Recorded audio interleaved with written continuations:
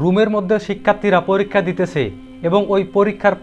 প্রশ্নের উত্তরগুলো সমাধান করে দিতেছে শিক্ষকেরা। আর ঠিক এরকম একটি নিউজ যখন এটিএন নিউজের মাধ্যমে উঠে এসেছে তখন সমস্ত বাংলাদেশের মানুষের টনক নড়ে উঠেছে যে এইচএসসি অর্থাৎ এইচএসসির মতো পরীক্ষার মধ্যে এরকম দুর্নীতি। আর এরকম যদি এই রকম লেভেলে গিয়ে যদি এরকম দুর্নীতি হয় তাহলে এই দেশের আগামী কি হবে। অর্থাৎ বাংলাদেশের যে সমস্ত শিক্ষার্থী রয়েছে তাদের মূল শক্তি এবং মূল অর্থাৎ মেন বিষয় অর্থাৎ যেগুলো মেধাবী শিক্ষার্থী রয়েছে সেগুলো উঠে আসে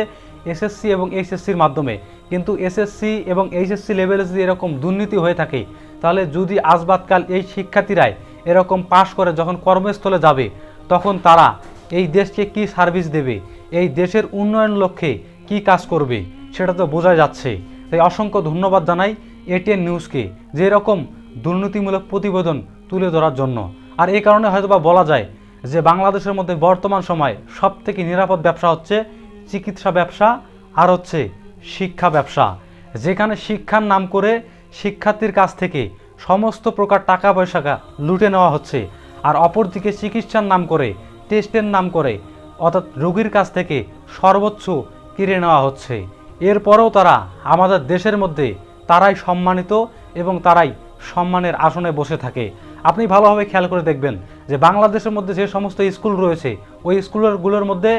10টা থেকে 3টা কি 4টা পর্যন্ত পাঠদান করা হয়। যাই হোক, এই ঘন্টার পর ঘন্টা ধরে তাদেরকে পাঠদান করা হয়, সেখানে নাকি লেখাপড়া হয় না। এরপরও নাকি ওই লেখাপড়ার পরও অর্থাৎ যে মানে সিলেবাসের মধ্যে যে বিষয়বস্তুগুলো রয়েছে ওগুলো মেকআপ করার জন্য নাকি আলাদা এক্সট্রাভাবে কোচিং করতে হয়, প্রাইভেট পড়তে হয়।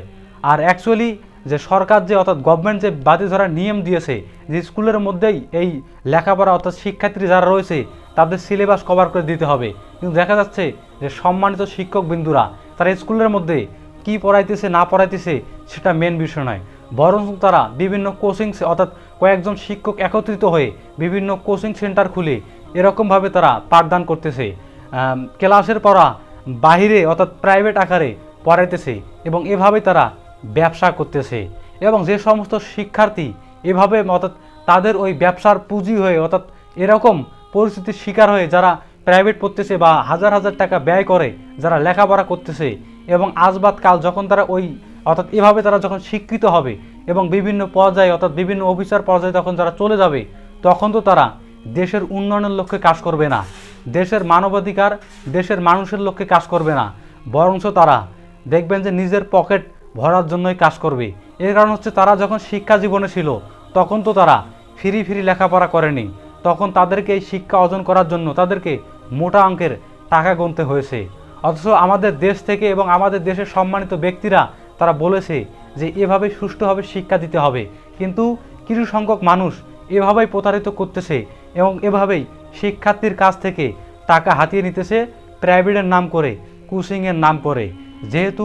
এটিএন নিউজ এরকম একটি নিউজ আমাদের সামনে উপস্থাপন করেছে তাই মন থেকে ধন্যবাদ জানাই ওই সাংবাদিক ভাইকে, যেভাবেই ধীরে ধীরে সমস্ত অন্যায় মানুষের অন্যায় কাজকর্মগুলো তুলে ধরতে হবে।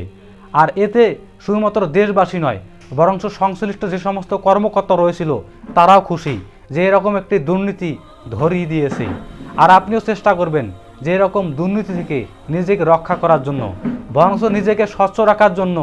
নিজে অর্থাৎ হালাল পর্যায়ে যে কাজ করা যায় সেই কাজ করবেন, বরঞ্চ নিজের উন্নয়ন এবং মানুষের ক্ষতি করে উন্নয়ন করার জন্য অথবা মানুষের টাকা মেরে নিজের টাকা বেশি করার জন্য মানুষের ক্ষতি করবেন না, বরঞ্চ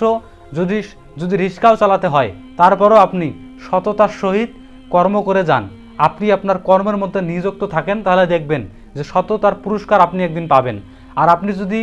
দেশের মানুষের টাকা বা এই যে বর্তমান সমাজে দেখলেন যে চিকিৎসা ব্যবসার মধ্যে বা এই যে শিক্ষকেরা যেভাবে টাকা মারতেছে অর্থাৎ জনসাধারণের কাছ থেকে যেভাবে টাকা মারতেছে, এভাবে আপনি যদি টাকা ইনকাম করেন বা এভাবে আপনি যদি টাকা অর্থাৎ মারেন তাহলে দেখবেন যে একটা সময় আপনারই টাকা থাকবে না, বরঞ্চ দেখবেন যে এই টাকাগুলো আপনার যে কোনোভাবে হোক চলে যাবে এবং আপনি একটা সময় লাঞ্ছনার মধ্যে পড়ে যাবেন।